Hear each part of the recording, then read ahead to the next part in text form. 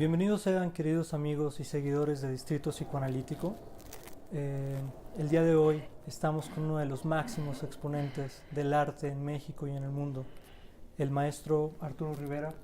Maestro, muchísimas gracias por aceptar esta breve charla con nosotros. De nada. De verdad, muchísimas gracias.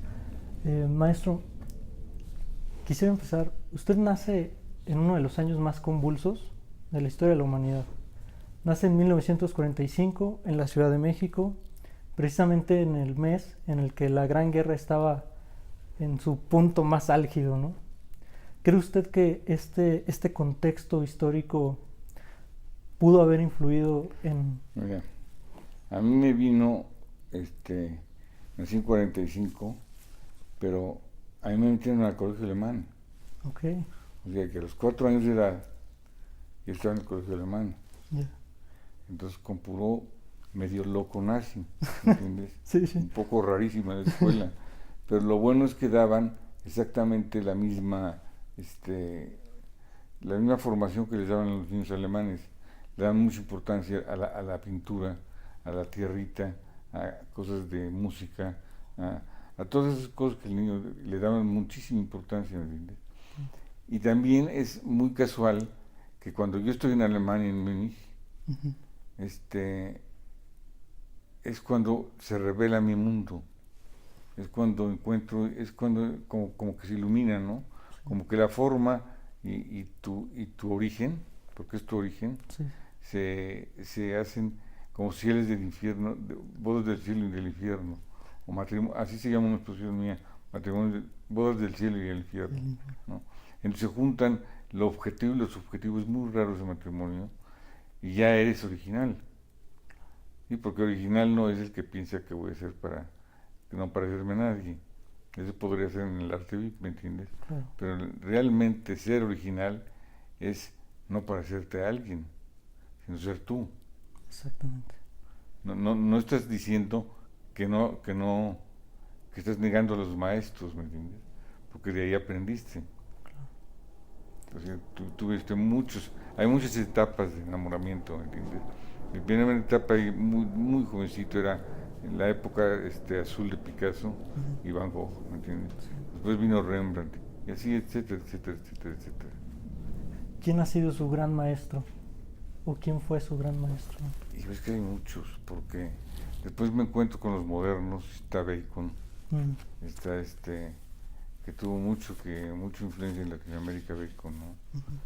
Y ya como que se apaciguó Bacon ahorita, pero ahorita hay un surgimiento de la escuela de pintura realista mexicana en México fortísimo, jóvenes buenísimos, chavas de 24 años, hasta 30, 35, pero muy buenos. Hay un buen momento en México y no se aprovecha por las instituciones, ¿no? Claro.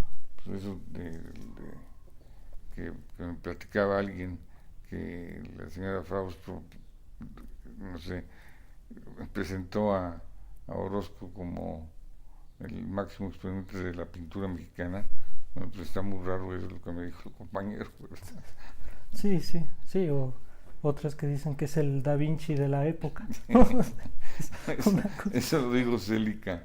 Ya. Célica es la que organiza Maco, ¿no? Zona Maco, sí. Zona Sí. Maco. Ya. Zona Maco es la que organiza. Y es bueno, no hablemos de Célica. Ya. Y pensando en su infancia, ¿siempre tuvo esta inclinación por el arte? Siempre la tuve. Había clases de pintura, por supuesto, ¿no? Claro. Y de grabado. Entonces, había también concursos anuales y siempre quedaban en un muy buen lugar primero, cosas así, ¿no? También en gimnasia, Ah, nadador, ¿no? usted fue nadador. Sí, pues en el colegio, ¿no? Claro. Ahorita ya me ahogo. Excelente. ¿Su familia era amante del arte también? Mi padre, más que mi madre. Ok. Mi padre tenía una biblioteca muy grande, donde yo aprendí realmente quiénes eran los grandes genios. Fue en una cosa que era quincenal, que se llamaba Pinacoteca de los Genios. Entonces era un fascículo con una reproducción muy buena. Ahí tengo muchos ejemplares todavía. Y tuve, para la época, está muy bien reproducido, ¿no?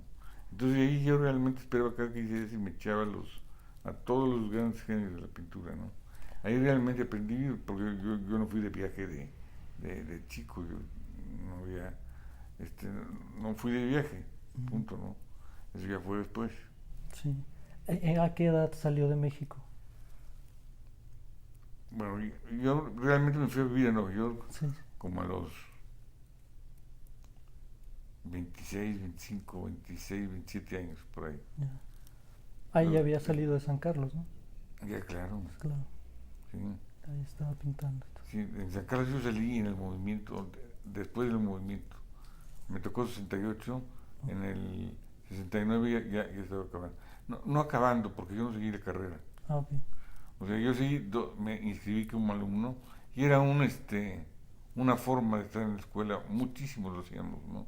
Otros no, otros querían ser licenciados, Ok. porque era lo único que llegaba.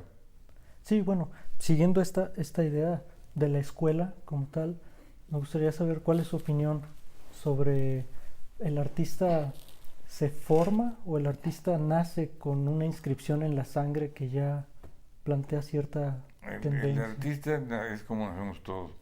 Todos nacen con la mochila que son los genes y sale la circunstancia. Si nace en tierra fértil, van a ser la semilla, ¿no? La que esté dotada para darse, ¿no? La que esté en estado latente. Si no está si está en circunstancias, más bien clase media, es como la clase media, la que tiene además las antenas más altas, ¿no? En la clase media es donde más se dan los artistas. Qué interesante. Usualmente Sí. se cree que es más bien la aristocracia, ¿no? ¿No? ¿Cuál? Baltus, por ejemplo, ¿no? Sí, pero es caso raro, ¿no? Claro. La madre Baltus está en el salón, los salones de París. Sí, sí. Pues muy amiga de Rainer Maria Rilke. O sea, Rainer Maria Rilke es el padrino de la primera exposición de Baltus. Ya. Nada más que padrinazo. Sí, caray. Sí, sí, el tipo fue afortunado, ¿no? El gran Baltus, excelente. ¿Cree que su pintura es una forma de liberación ¿La de Baltus? para usted? Para mí totalmente, pero totalmente. O sea, yo dejo de pintar y me pongo mal y sigo pintando y me pongo a pintar y como que entro en calma un poco, ¿no? Ok.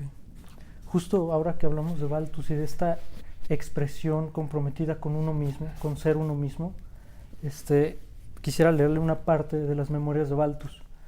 Baltus dice en sus memorias: la pintura requiere una exigencia enorme que la sociedad moderna ni se imagina. Si queremos ir a la pintura, meternos en el meollo de la pintura, debemos aceptar esa exigencia, esa lentitud, y los pintores contemporáneos no se deciden a ello. ¿Qué opinan? Totalmente de acuerdo. Totalmente. Baltus decía además... Además, mientras más se trabaja, más dificultad hay. Okay.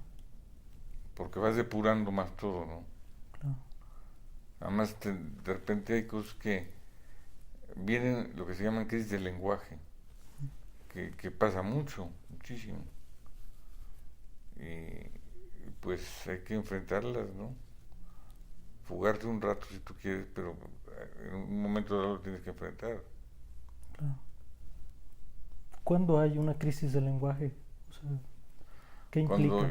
Cuando ya estás aburrido de lo que hacías. De lo que hacías, ya. Excelente. ¿Eso pasa? Digo... Bueno, no es frecuente, por fortuna, ¿no? Claro. Porque ahorita yo acabo de salir de una crisis o estoy entrando a la no crisis. ¿Me explico? Entonces, de esta no crisis, de esta nueva época, pueden salir otras cosas que yo ni me imagino. Por supuesto. Como ya empezaron ciertas cosas por ahí. Ah, excelente. ¿Vienen exposiciones, alguna cosa? No. Hay una cierta constante que percibo en su obra y son dos elementos, los rostros y la mirada. Son miradas sumamente profundas que transmiten los antecedentes de una historia. O sea, el personaje que está en la pintura es un personaje que dice mucho con la mirada, con el semblante. ¿De dónde surgen estas Es muy historias? como psicológica, ¿no? Sí, sí, totalmente, Sí. totalmente. O sea, pienso justo en La Paloma y esta chica está viviendo algo Ujú. eh, coyuntural en su vida, que Sí. un parteaguas, se nota el sufrimiento, pero un sufrimiento profundo que le arde en el corazón. Sí, Al menos así se la percibo, ¿no? claro. ¿De dónde surgen estas historias? Porque son variadas, son muchas. Pues no sé, realmente no hay algo en especial que te diga, pasa esto y surge esto, ¿no? Ya. Son... Es el estar sentado pintando y pintando. ¿Cuánto tiempo pasa pintando? Ahorita que empiezo otra vez, Mm. es poco, ¿no? Empiezo como a las 10 más o menos, pues a las 2:30, después entro como a las 3:30 y salgo a las 5 o 6. Ya. Pero el chiste sería llegar hasta las 7. Ok. Justo el compromiso que decía Baltus, ¿no? La exigencia. Sí, la exigencia. La exigencia. ¿Y qué opinión le merecen estos artistas que sacan producción en masa? ¿No? Sí, hay muchos que tienen una especie como de fábrica, ¿no? Sí, sí. Muchos pintores, que no quiero decir nombres, pero ya todos sabemos quiénes, ¿no? O muchos ya saben quiénes, ¿no? Pues tienen ayudantes, tienen hacedores de cosas, tienen, pues tienen talleres con, con, con 4 gentes pintando. Bueno, como Rubens, digamos, Claro. que tenía su taller, ¿no? Sí, sí. Él llegaba y daba unos toques nada más. Y ya. Justo hace poco veía una entrevista que le hicieron a Jeff Koons, perdón, y justo le decían, porque lo entrevistaron en su estudio, y entonces veías 20 gentes. Es que va a tener una exposición, creo, ¿no? Ahorita, ¿en dónde están? No sé, en Jumex. En el seguro. Es muy probable que sí. Sí, y bueno, estaban en el estudio 20 gentes haciendo sus obras, y entonces el entrevistador le preguntaba como, oye, pero ¿no consideras que esto es una suerte de fraude porque tú no estás haciendo nada? Y bueno, y el tipo decía, no, claro, pero es que es mi idea, y ellos son como mis manos. Claro que yo estoy interviniendo, son una extensión mía. Y claro, ¿Quién es el Jeff Koons? Jeff Koons, sí, sí. Además, los perritos que hace de globo lo inventaron en el Zócalo, creo, ¿no?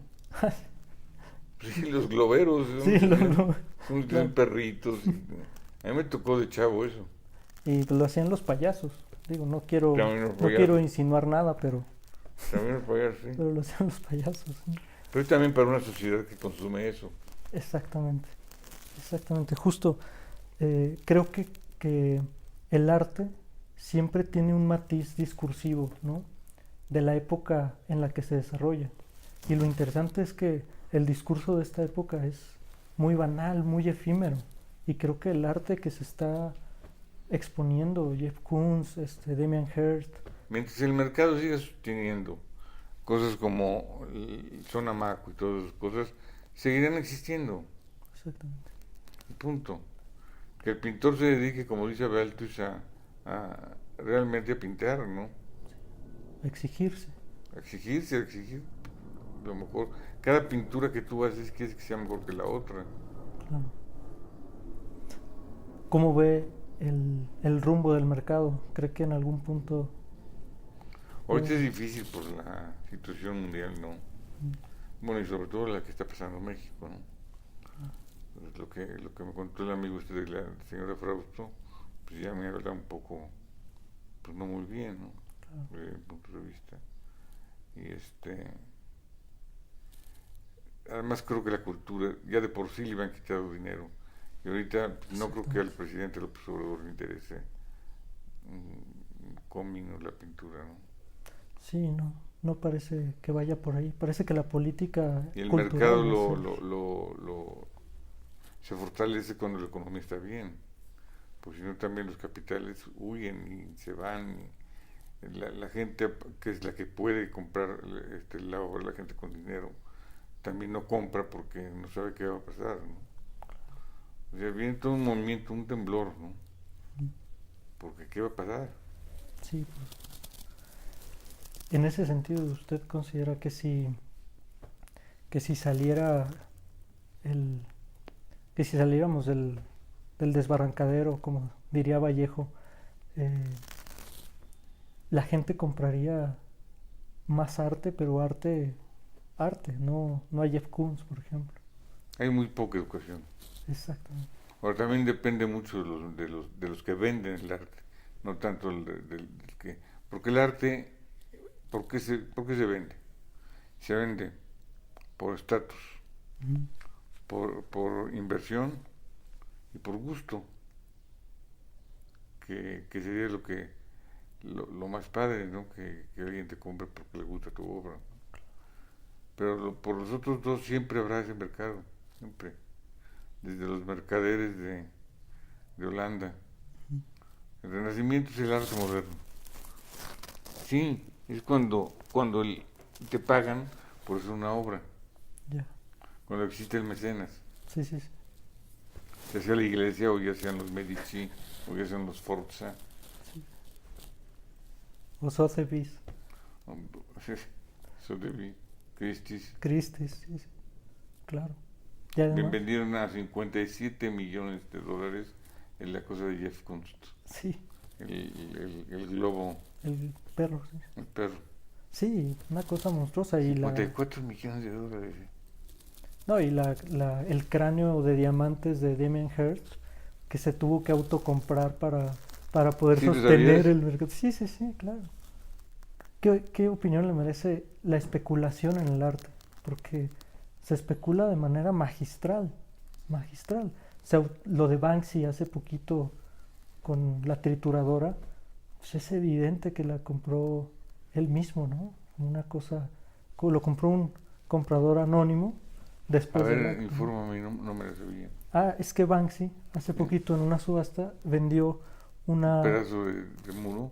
no, lo pasó a papel, pero cuando estaba la subasta en su punto más alto y alguien ya la había comprado, un comprador anónimo, se activa un mecanismo y se empieza a triturar. Tenía una trituradora y se convirtió en el gran performance que nadie esperaba, ¿no?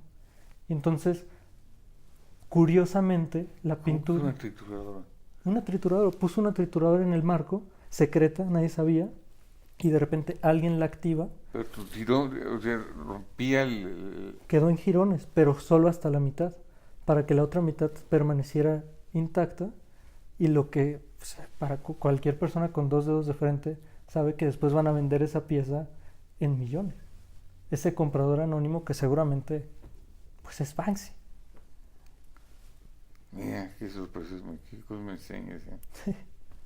Eso acaba de pasar hace unos 3 o 4 meses. Sí. Y claro, el comprador anónimo, la pieza no se destruyó toda, ¿no? Falló el mecanismo y solo hasta la mitad. Pues claro, porque necesitan que se conserve un poco, ¿no?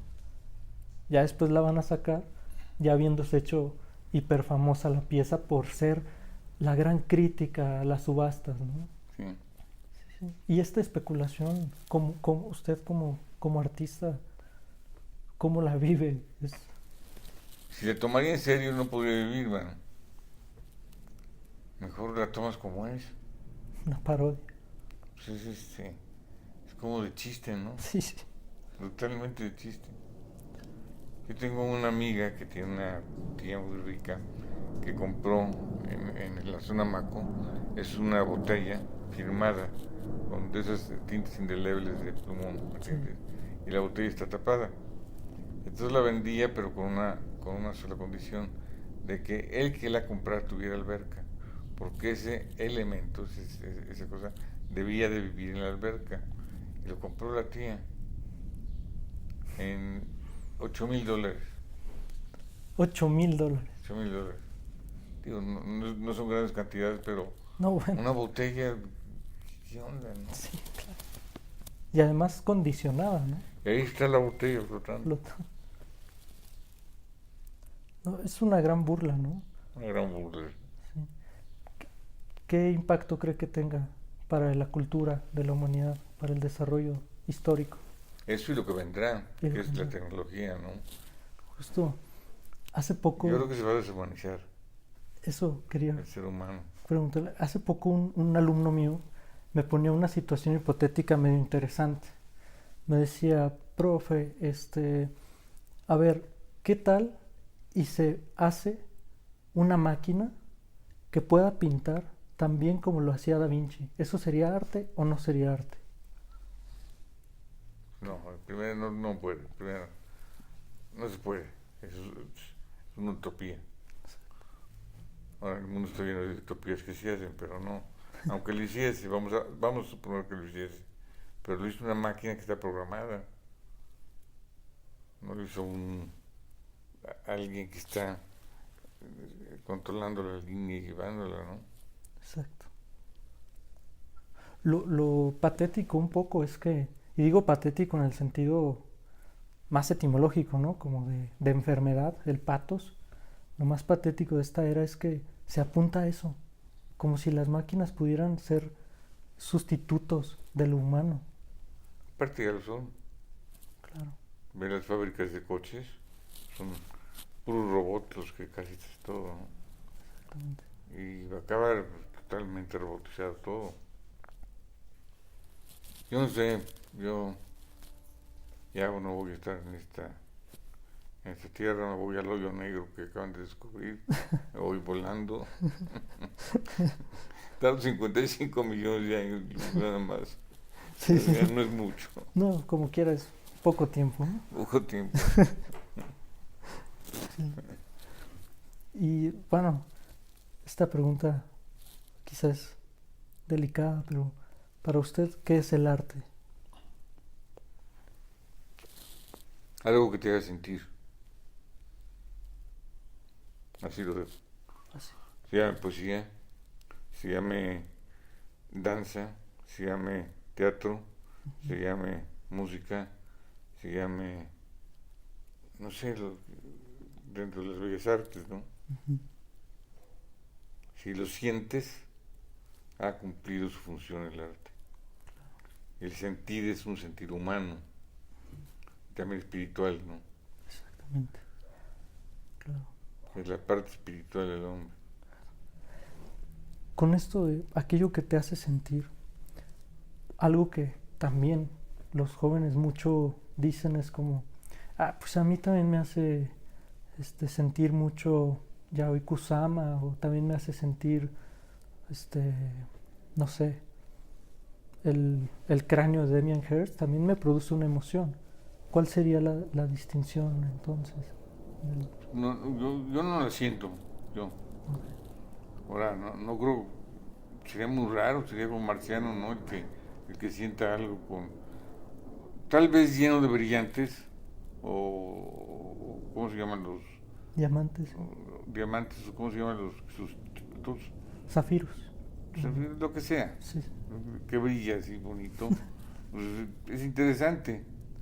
También la calavera, ¿de dónde es? Es azteca, la que está cubierta de pequeñas, no Sí. está completa.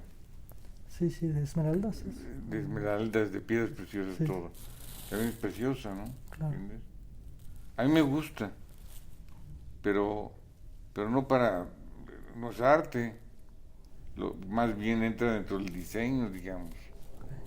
¿Me explico? Claro. Porque son cosas ya existentes, las cuales tú simplemente las unes con unos fierros y ya, ¿no? Justo. Maestro, pues le decía, una de las cosas que más me gustan de su obra es precisamente este espíritu descarnado, ominoso, como diría Freud, o como diría Lacan, eso real que es indecible, pero que se transmite en la obra. ¿Por qué apostarle a esa parte de la vida, a eso sublime de la vida, eso que... Y que no es apostar, es que eres así. O sea, tú no apuestas, tú dices voy a hacer algo para asustar o para que lo repudien o lo repelan me explico, tú no estás pensando en eso. Yeah. O sea, es como dice exactamente Balthus, ¿no? Estás inmerso adentro ahí, estás en el aquí y el ahora, es un momento como de meditación. Okay. Porque tú estás pensando, hay veces que pensando con la razón y hay veces que estás sin pensar, es la pura subjetividad. Y eso es lo que más hace que el tiempo pase sin tú darte cuenta, cuando estás en ese punto. Porque de repente cuando llega la razón es cuando vas a meter un pincel, una pincelada junto a otra, y tienes que pensar en la paleta y ver con la razón qué color estás dando. ¿Me entiendes? Y al ponerlo tú ya te sigues y te vas metiendo. Extraordinario. Es lo mismo en la escritura, es lo mismo en la música. Sí, por supuesto. Maestro, para finalizar esta breve entrevista, quisiera preguntarle qué legado le gustaría dejarle a la historia del arte o cómo quisiera ser recordado. Pues mire, yo he hecho muchos pecados en la vida, pero que la obra perdure y ya.